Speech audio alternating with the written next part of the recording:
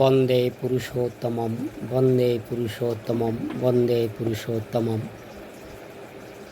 ইষ্ঠানুরাগ রঞ্জিতের সুদাদাও মায়েরা, সকলের প্রতি রইল আমার আনন্দিত জয়গুরু। শ্রী শ্রী ঠাকুরের একনিষ্ঠ ভক্তপ্রাণ শ্রী প্রাণপ্রতি দাস সৎসঙ্গের বৈশিষ্ট্য সম্পর্কে আলোচনা করেছেন। মানুষের দোষ দেখিয়ে খরা বলা উচিত নয়। মানুষের প্রতি স্বার্থম্বিত হয়ে যথাসম্ভব ঋদ্ধভাবে তার ভুলটা তাকে ধরিয়ে দিলে সেই অনুতপ্ত হয়ে নিজের ভুলটা শুধরাতে চেষ্টা করবে। যে কথা 10 জনের সামনে বললে সেই চটে যায়, সে তাকে গোপনে ডেকে বললে সেই নিজের দোষ স্বীকার করে সংশোধন করতে থাকবে। মানুষকে নিয়ে চলতে এবং মানুষের ভালো করতে গেলে বিশেষ বোধ, বিবেচনা, সহ্য, ধৈর্য, প্রীতি থাকা চাই। নতুবা মানুষ উপায় করা যায় না। যে ব্যক্তি মানুষ উপায় করতে পারে না, সহজে টাকা উপায় করতে পারে। যারা পরম পিতার নাম পেয়েছে তারা বড় ভাগ্যবান। এই সুসংবাদটা বড় সুখের বিষয়। এই সুখের কথাটা মানুষের নিকট বলা দরকার। এই বলে নিজে সুখী হবে, এই কথা শুনিয়ে মানুষকে সুখী করবে। এই কথা বলতে গিয়ে যে অপরকে সেবা করে, সেবা দিবে, মানুষকে উপকার করবে, যে ব্যক্তি আন্তরিকতার সহিত যজন যাজন ইষ্টিপীতি করে, সে ব্যক্তি মানুষের আপদে বিপদে দুঃখে কষ্টে সাধ্যমতো সহানুভূতি সম্পূর্ণ হয়। যে যার স্বাস্থ্য ব্যক্তি বাধা বিঘ্নে ডগায় না, সে খানিকটা পরিশ্রমী। যার স্বাস্থ্য মোটামুটি চলনসই, সেই ব্যক্তিকে কখনো অভাব পীড়িত হয়ে হাহাকার করে বেড়াতে হবে না। কিছুদিন এভাবে চলনে চললে তার অবস্থা ফিরতে বাধ্য। একটা সৎসঙ্গী যদি একটা গ্রামে থাকে, সেই তার গ্রামের লোককে ধন্য থাকতে দেবে না, সেই হবে সুখীর প্রাণ, সেই মহাসুখীর অধিকারী। পরমপিতা এই সকল মানুষগুলো পৃথিবীতে উপহার দিয়েছেন। এটা পরম সৌভাগ্যের কথা। চারিদিকে মানুষ সকল সময় স্বার্থের কথা ছাড়া ভাবে না। নিজের মা, বাপ, ভাই, বোনদের পর্যন্ত খেতে দেয় না। সেই রাজ্যে মানুষের ত্যাগ বুদ্ধি বড় কম কথা নয়। সৎসঙ্গে প্রতিষ্ঠানের ধারা চরিত্র পরিধারণ হবে। মানুষ হওয়ার মূলে আছে ইষ্টসাধ্যি, যোগ্যতা ও আত্মনিয়ন্ত্রণ।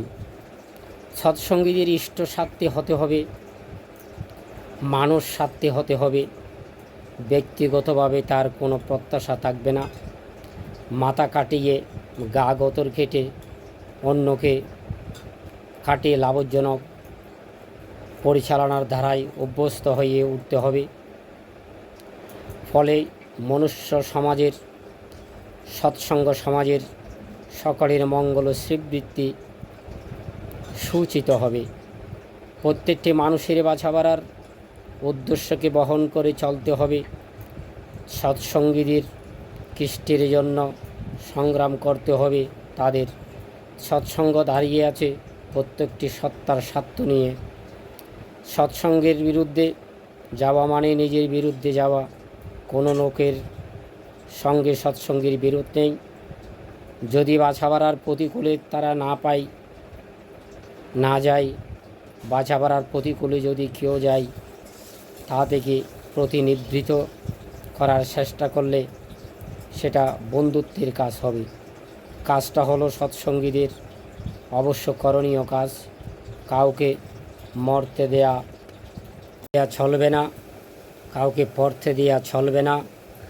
এটা হলো সৎসঙ্গীদের বাস্তব তপস্যা। এই তপস্যা সফল হলে দেখা যাবে সৎসঙ্গী কর্মীদের মতো এমন নির্ভরযোগ্য কর্মী খুব কম থাকবে পৃথিবীতে। তারা যেমন নীরবী হবে, তেমনি মানুষের মঙ্গলকামী হবে। আচার ব্যবহার কথাবার্তা সবই সুন্দর হবে। এদের দেখে বোঝা যাবে ঠাকুর কত বড়, ঠাকুর কত শক্তিমান। সৎসঙ্গীরা সকলেই সংহতি সম্পূর্ণ। পারিবারিক স্বার্থ দেখতে গিয়ে পরিবার, দেশ, সমাজ, জাতীয় জগৎকে খতম করার বৃত্তি থাকা উচিত নয়। তারা প্রত্যেকেই তাদের বৈশিষ্ট্য অনুযায়ী পোষণ দেবে। সবার জন্য একটা অভিন্ন মঞ্চ সৃষ্টি করবে। গুরুর উপর টান যদি না হয়, তবে গুরুভাইদের প্রতি টান না হয়ে যাবে না। এটাই হলো সৎসঙ্গীর শাসনারি। সৎসঙ্গীর আদর্শ সফল করে তুলতে হলে সবাইয়ের যাতে উন্নতি হয় সেই দিকে লক্ষ্য রাখতে হবে।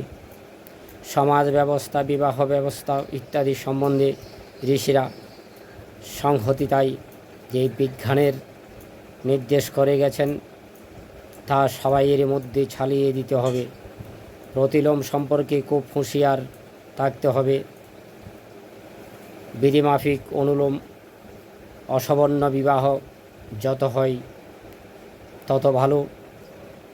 পরিপূরণী এক আদেশের অনুসরণ ও বিহিত সব ও অনুলোম অসবর্ণ বিবাহ, এই দুটি জিনিস সমাজের মধ্যে সকল সম্প্রদায়ের মধ্যে ছাড়িয়ে দিতে হবে। যাজনের চেষ্টাগুলি ক্রমশ বিভিন্নভাবে বিস্তার লাভ করে সারা দেশের রন্ধে রন্ধে অনুপ্রবেশ করিয়ে দিতে হবে।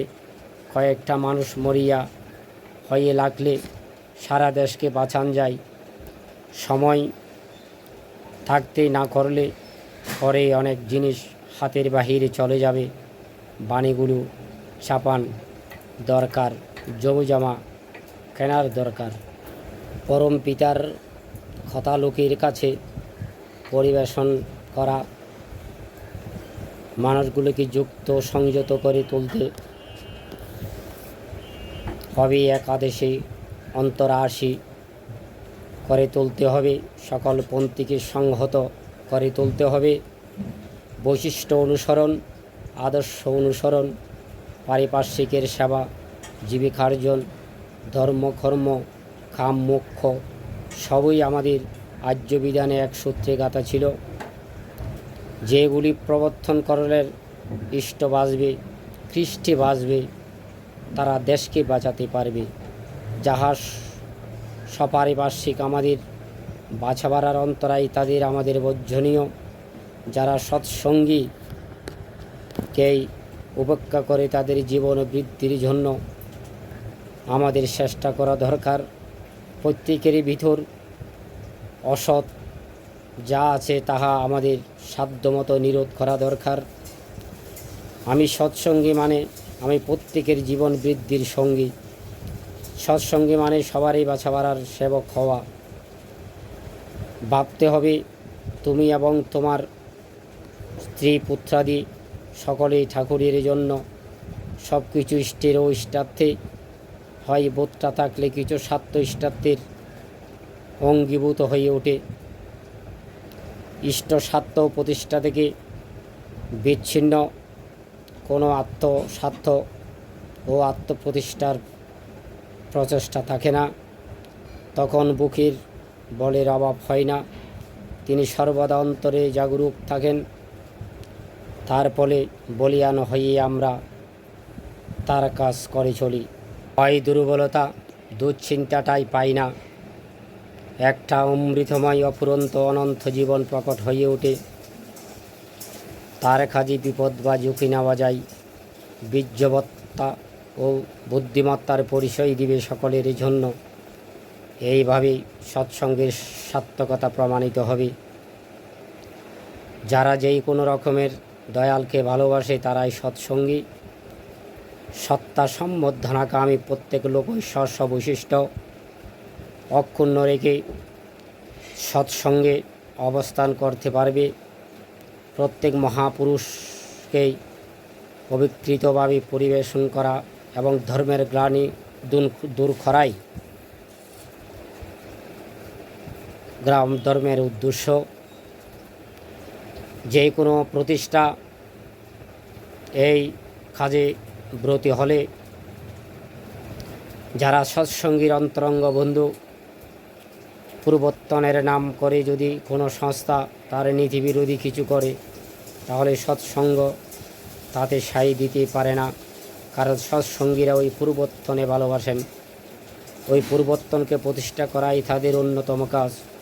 তাই প্রকৃত ভক্ত যেই সেই সৎসঙ্গের পরম বান্ধব, একজন সত্যিকার হিন্দু, একজন সত্যিকার মুসলমান, একজন সত্যিকারে বৌদ্ধ, একজন সত্যিকারের খ্রিস্টানে কোনো তফাৎ নেই।